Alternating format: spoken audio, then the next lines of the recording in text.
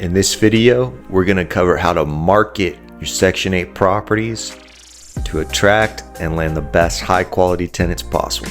So let's jump right in.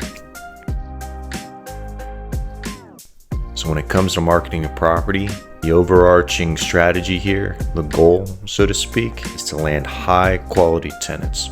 And this is really where the misnomer and the myth about Section 8 comes into play, which is that the tenants will trash your property or otherwise cause you unnecessary headaches. Of course, it's true that that's possible. That's always a possibility in real estate. And if you don't market to the right people and screen the right way, you're virtually guaranteed that will happen.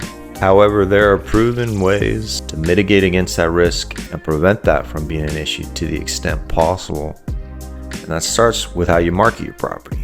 The goal here is to market to high quality tenants. So the first step in doing so is determining where you're going to market to them. And the first place you're going to do that is, of course, online. There are several free sites that are easy to use where you can post listings that prospective tenants are searching and can find good matches that way. The primary site that's used most commonly for Section 8 specifically is a site called affordablehousing.com. Affordablehousing.com is formerly known as gosection8.com. This is a site where virtually every Section 8 investor will list their property for rent, and virtually every Section 8 tenant will go to look for properties to rent. Additionally, I always use Facebook Marketplace and Craigslist because they are very commonly used by Section 8 tenants when they're looking for a place. And of course, you want to make sure that you're taking advantage of the most popular real estate sites, Zillow, Redfin, Realtor.com, and Trulia, and posting your properties for rent there, which is where every tenant will ultimately go looking, whether they be Section 8 or otherwise. Now, in addition to posting your unit for rent online, you or your property manager can also go down to the local housing authority and ask them if they have anywhere else that they're directing their voucher holders to go look for properties.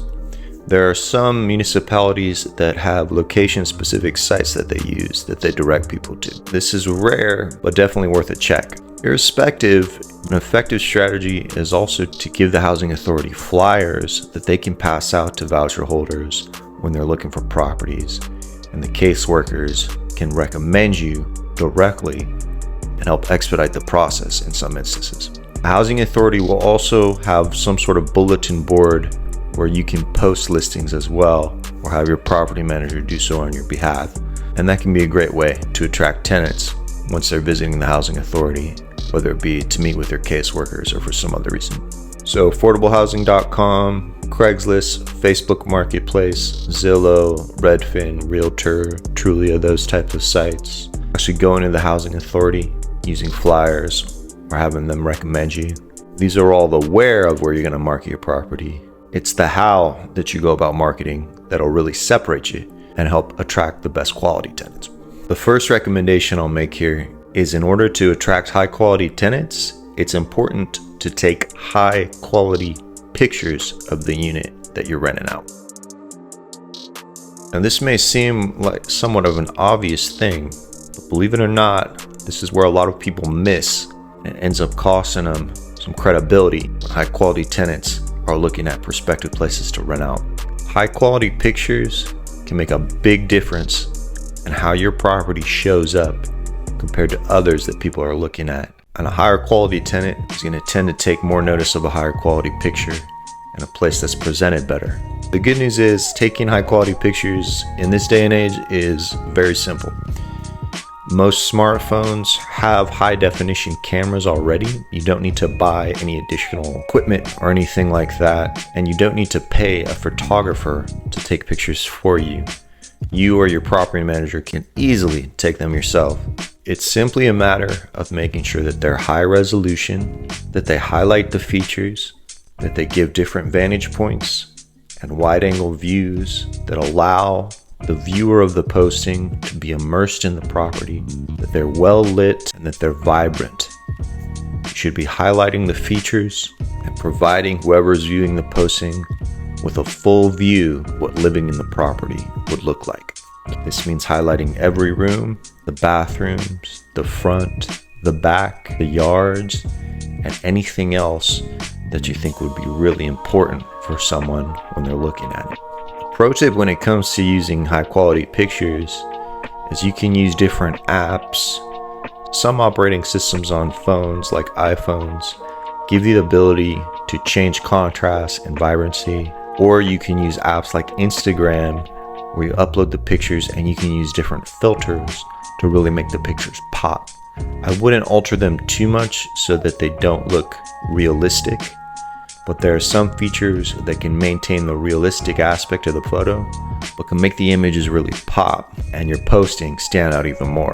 My property managers actually use a service to do this part, but this is something you could easily do on your own. You don't need a professional. You can use a filter that you're probably already using if you're an active social media user.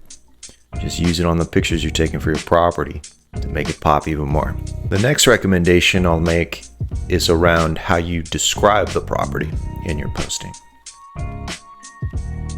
This is also a somewhat obvious thing, but for whatever reason is commonly missed. Giving your property a great description really will immerse a prospective tenant in the experience of living there and give them a great feeling that will help your posting stand out and make sure that you're the one choosing the right tenants as opposed to having to compromise in this area.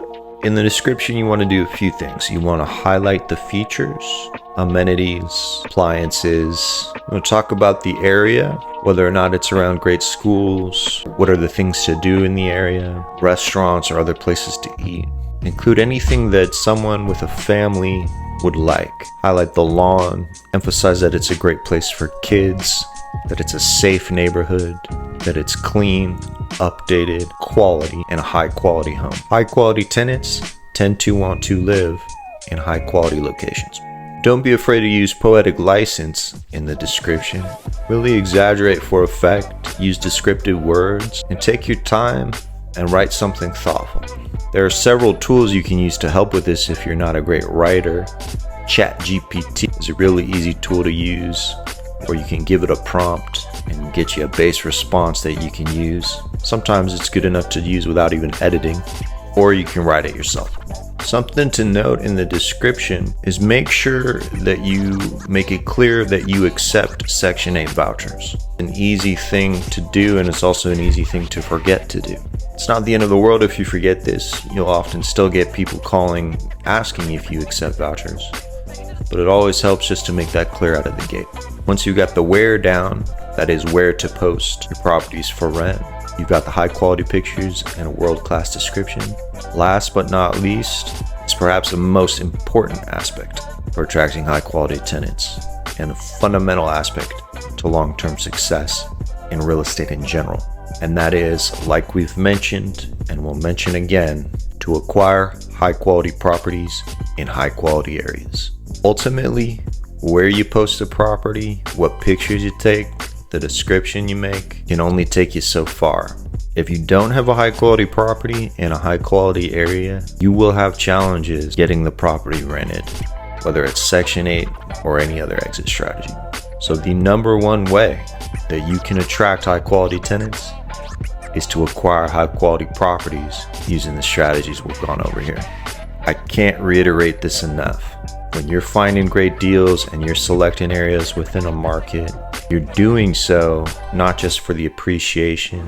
A big part of why you're doing so is so that you can attract high quality tenants. There is no better way to do this.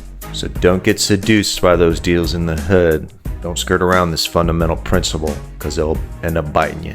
Laying in high quality properties in high quality areas is the best way to land high quality tenants.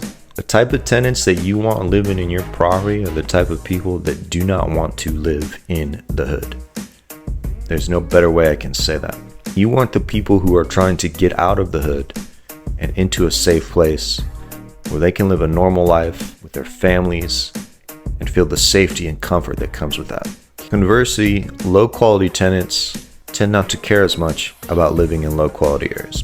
So really hammer that home. If you want high quality tenants land a high quality property in a high quality area. From there, the marketing, the pictures, and the description is a cakewalk. And with that, I'll see you on the next one.